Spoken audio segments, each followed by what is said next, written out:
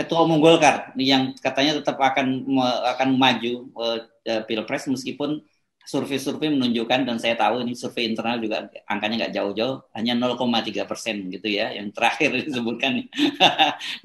dan kemudian Erlangga kemarin kelihatannya juga tetap firm dia maju, apalagi dia bilang terima kasih karena sekarang elektabilitasnya merangkak naik. Bayangkan 0, saja merangkak naik itu karena dibantu baliho oleh para pengurus-pengurus di daerah. Jadi berapa sebenarnya elektabilitas sebelum dibantu baliho di daerah-daerah itu? Jadi bayangkan orang yang startnya harusnya minimal 7-8% itu kan. Kan dia adalah tokoh Golkar, menteri lagi. Kalau elektabilitasnya 0, sekian itu artinya memang nggak pantas. Kalau orang biasa oke lah itu siapa namanya ini Mardigu mungkin lebih dari itu tuh startnya kan. Apalagi kalau diwawancara oleh FNN tuh. Jadi kita bayangkan nih, tokoh politik yang memimpin partai besar cuma 0,3 dan masih menganggap bahwa oh ya itu kita mau maju.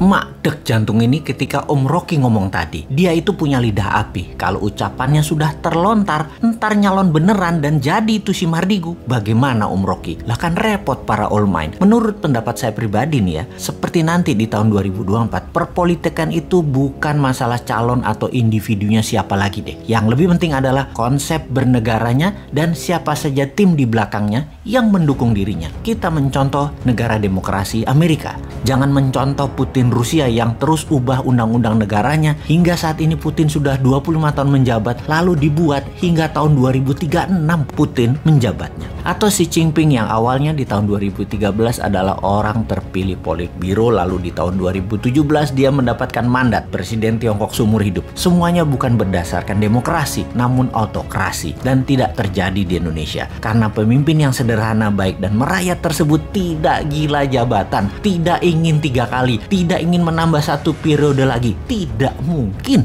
Nggak mungkin pemimpin sekarang akan kemaruk jabatan, mabok pujian. Bukan, itu bukan dia. Jadi kita mencoba mencontoh Amerika yang punya 2 aliran besar dalam bernegaranya. Kalau Partai Demokrat, cara kelolaan negaranya adalah heavy on government atau pemerintahnya agak ke kiri, ke sosialis. Kalau Partai Republik atau Republikan, negara hanya regulator atau dikenal dengan heavy on private. Pemerintahnya ke arah kanan, para kaum kapitalis. Di sini kita melihat calonnya siapa dan membawa alirannya apa. Kalau Partai Demokrat pasti naikin pajak, namanya juga sosialis. Kalau Partai Republik pasti turunin pajak, namanya juga heavy on private atau swasta. Kembali ke komen Om Rocky, maka 7 presiden yang telah lalu ditambah 10 calon yang ada di pajangan 2024 adalah model kiri, model sosialis. Dan untuk pertama kalinya ada calon si Sontoloyo ini yang dari kelompok New Mind menggagas ke arah kanan, heavy on swasta, ke arah pajak turun dan ke arah membela UKM 100%. Jujur,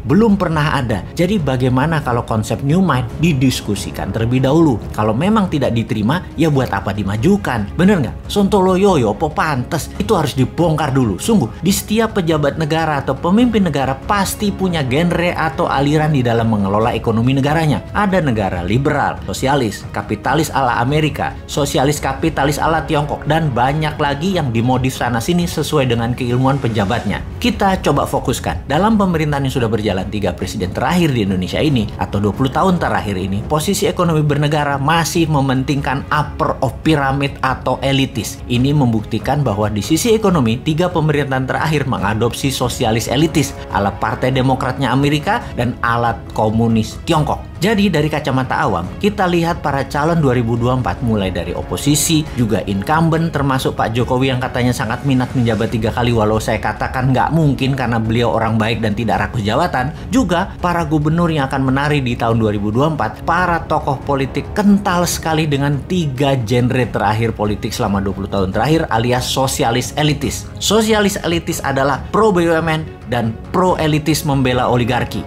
Di antara semuanya, tidak ada yang seperti Newmind yang pro-kapitalis bawah, kanan bawah, mendukung UKM, juga pro-kiri bawah, sosialis bawah, para buruh, nelayan, petani. Newmind punya new economic model, yaitu bottom of pyramid atau ekonomi akar rumput. Newmind fokus di bottom of pyramid, anti-elitis, anti-BUMN, anti-kapitalis elitis, anti-oligarki. Newmind merangkul sosialis bawah dan sosialis akar rumput, yaitu para buruh, termasuk 6 juta buruh migran yang kerja di luar negeri, semua ada di sini. Dan kapitalis akar rumput atau UKM di sisi bawah kanan juga ada di Newmind. Saat ini buruh dan UKM tertinggal karena memang platform bernegaranya elitis, bukan akar rumput yang di bawah. Newmind untuk membuktikan kontribusi ke ekonomi akar rumput membangun Santara, perusahaan urun dana seperti IDX untuk perusahaan besar melantai di bursa. UKM melantai di Santara. Sama semua aturannya, hanya saja ini untuk UKM. Itu sedikit kontribusi dari sisi swasta membuktikan MMT bukan hanya teori tapi bukti nyata. Jadi inilah yang harus didiskursuskan, diwacanakan, disiapkan bangsa dan negara dalam periode ke depan untuk memutuskan, untuk berani mencoba sesuatu yang baru seperti mengambil MMT, mengambil Newmind yang beraliran bottom of pyramid, ekonomi akar rumput, sosialis kapitalis akar rumput. Beda dengan 7 presiden yang menjabat yang lalu.